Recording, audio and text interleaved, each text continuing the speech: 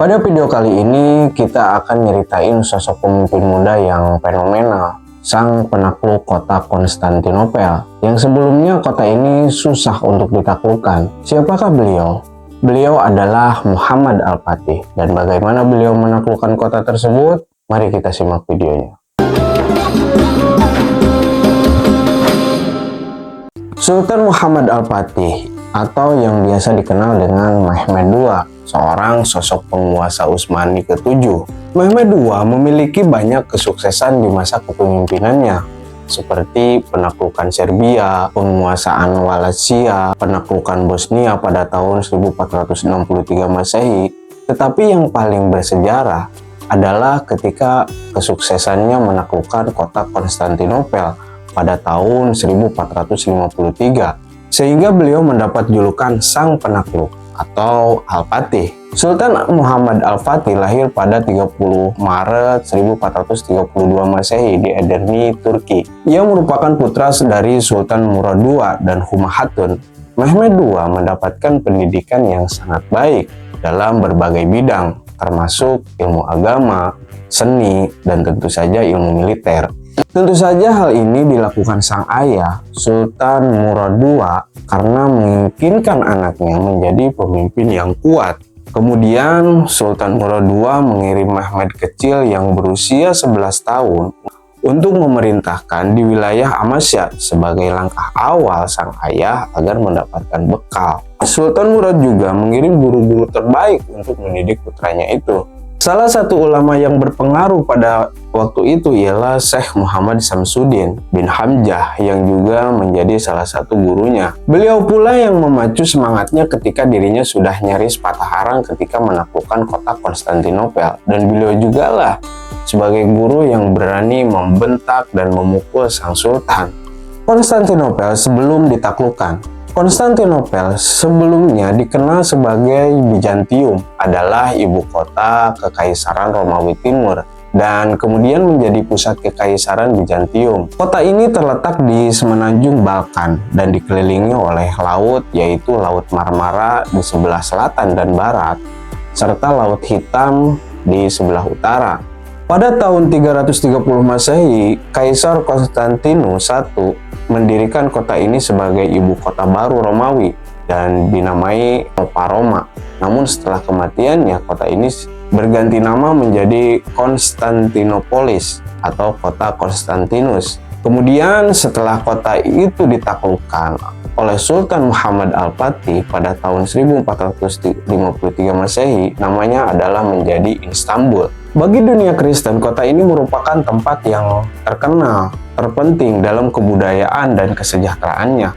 Konstantinopel mengalami berbagai upaya penaklukan yang dilakukan oleh banyak pihak. Para pemimpin Muslim dari generasi ke generasi berusaha menaklukkan kota tersebut. Pertama kali upaya penaklukan itu dilakukan pada masa pemerintahan Muawiyah bin Abi Sufyan.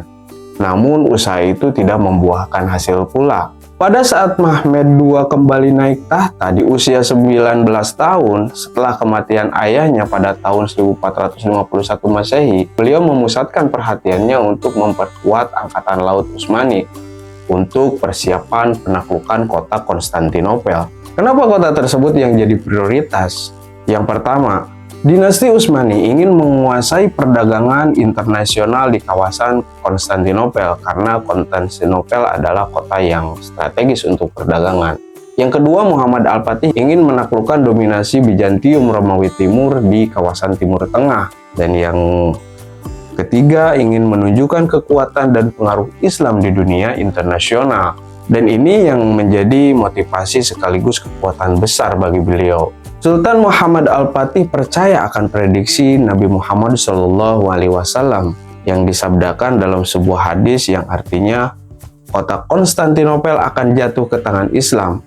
Pemimpinnya yang menaklukkannya adalah sebaik-baik pemimpin, dan pasukan yang berada di bawah komandonya adalah sebaik-baik pasukan.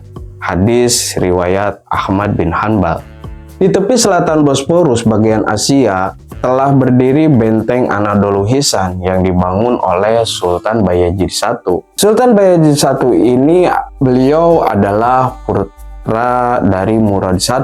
Mehmed II melanjutkan dengan membangun benteng Romeli Hisan yang lebih kokoh di tepi Eropa Bosporus. Kota Konstantinopel ditaklukkan oleh Sultan Muhammad Al-Fatih sekitar 3 bulan lebih. Persiapan dan penaklukan kota Konstantinopel.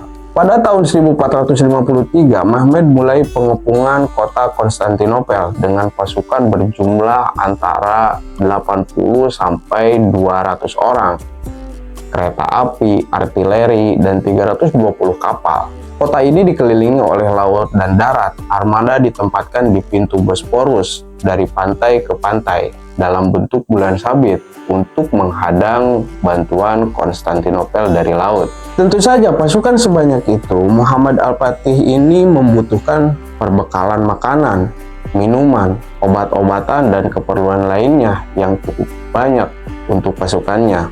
Oleh karena itu, Sultan Muhammad Al-Fatih memerintahkan untuk mengirim perbekalan tersebut lewat jalur laut menggunakan kapal. Karena Sultan Muhammad Al-Fatih beranggapan letak kota ini dikelilingi lautan, dengan cara tersebut bantuan akan cepat sampai. Akan tetapi tidak semudah yang dipikirkan. Sesampainya di sana, perbekalan tersebut ternyata seluruh lautan di dekat dermaga dipasangi rantai-rantai yang mengakibatkan kapal-kapal yang membawa perbekalan dan kebutuhan untuk tentara perang itu tidak sampai di tempat tujuan. Rantai-rantai tersebut membentang di Selat Bosporus, dan di sebelah selat tersebut terdapat daratan dengan perbukitan, dan di seberang daratan tersebut terdapat Laut Marmara. Sultan Muhammad Al-Fatih berpikir keras, ini harus bagaimana agar kapal-kapal tersebut bisa sampai ke tempat mereka. Akhirnya, Sultan Muhammad Al-Fatih memutuskan untuk membawa kapal-kapal perbekalan melewati perbukitan. Kapal-kapal itu dialasi dengan kayu pohon yang sudah dilapisi dengan lemak binatang agar licin. Lalu kapal-kapal tersebut ditarik oleh ribuan pasukan menaiki perbukitan. Sesampainya di atas bukit, kapal-kapal itu dibuat turun sendiri tanpa harus ditarik. Setelah melewati perbukitan, kapal-kapal itu bisa tiba di Laut Marmara dengan bersandar di tepi pantai. Dan hebatnya, 70 kapal dipindahkan dari Selat Bosporus ke laut hanya dalam satu malam. Taktik cerdas tersebut belum pernah terpikirkan oleh pemimpin sebelum Sultan Muhammad Al-Fatih. Dengan berbagai macam taktik dan strategi, Muhammad Al-Fatih ingin menaklukkan kota Konstantinopel, termasuk penggunaan persenjataan yang baru dan canggih saat itu, seperti penggunaan meriam yang dibuat oleh Orban, insinyur dari Transilvania, wilayah otonomi di bawah kekuasaan Utsmani. Dan meriam ini memiliki diameter yang sangat besar, sekitar 76 cm, dan panjang yang mencapai sekitar 518 cm. Bobotnya diperkirakan mencapai sekitar 18 ton. Pada awal penyerangan yang dilakukan Mehmed II ini, walaupun memakai meriam, belum berhasil. Akan tetapi dengan strategi dan teknik perang yang hebat, setelah beberapa kali penyerangan, akhirnya meriam ini mampu menembus tembok pertahanan kota Konstantinopel. Meriam ini mampu melempar batu-batu besar ke jarak yang signifikan. Penggunaan meriam memiliki dampak besar dalam pengepungan kota Konstantinopel. Tembok-tembok kota yang dulu dianggap tak terkalahkan menjadi lebih mudah dihancurkan dengan meriam ini, membuka jalan bagi pasukan Utsmani untuk masuk ke dalam kota. Meriam ini menjadi salah satu inovasi militer yang menandai perkembangan teknologi meriam pada masa itu dan memiliki peran yang signifikan dalam kesuksesan penaklukan kota Konstantinopel oleh Mehmed II. Penaklukan kota Konstantinopel oleh Mehmed II menandai akhir Kekaisaran Romawi Timur dan awal Kesultanan Utsmani sebagai kekuatan besar wilayah tersebut. Strategi militer yang cerdik, termasuk penggunaan artileri, strategi kelautan, dan penaklukan tembok pertahanan, membuat penaklukan ini menjadi salah satu momen yang paling bersejarah dan fenomenal dalam sejarah militer dan dunia Islam. Pada akhirnya, walaupun mengalami beberapa kali kegagalan dengan strategi perang yang cerdik dan epik, kota Konstantinopel dapat ditaklukkan setelah dilakukan pengepungan selama 57 hari. Setelah penaklukan, setelah mengambil alih kepemimpinan Konstantinopel, Mehmed II mengubah Hagia Sophia yang semula adalah sebuah gereja menjadi sebuah masjid. Mehmed II juga segera memerintahkan pembangunan ulang kota yang hancur akibat perang, termasuk memperbaiki dinding, membangun benteng, juga membangun istana baru. Sultan Muhammad Al-Fatih dikenal sebagai pemimpin yang adil. Dibuktikan dengan setelah ditaklukkannya Konstantinopel, ia memastikan bahwa warga kota terlepas dari agama, etnis mereka diberikan hak-hak yang adil dan dijamin keamanannya. Meskipun dikenal sebagai penakluk militer, ia juga dihargai karena dukungannya terhadap ilmu pengetahuan dan seni, sehingga ia pun mendirikan perpustakaan dan pusat ilmu pengetahuan, madrasah-madrasah, serta memberikan dukungan kepada cendekiawan dan para seniman.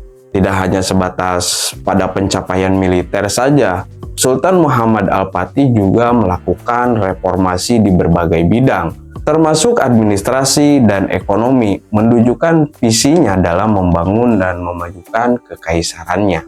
Wafatnya Mehmed II. Mehmed II meninggal pada 3 Mei 1481 Masehi saat dia berusia 49 tahun dan dimakamkan di komplek Masjid Al-Fatih. Begitulah cerita sang fenomenal pemimpin terbaik penakluk kota Konstantinopel, Muhammad Al-Fatih. Semoga bermanfaat.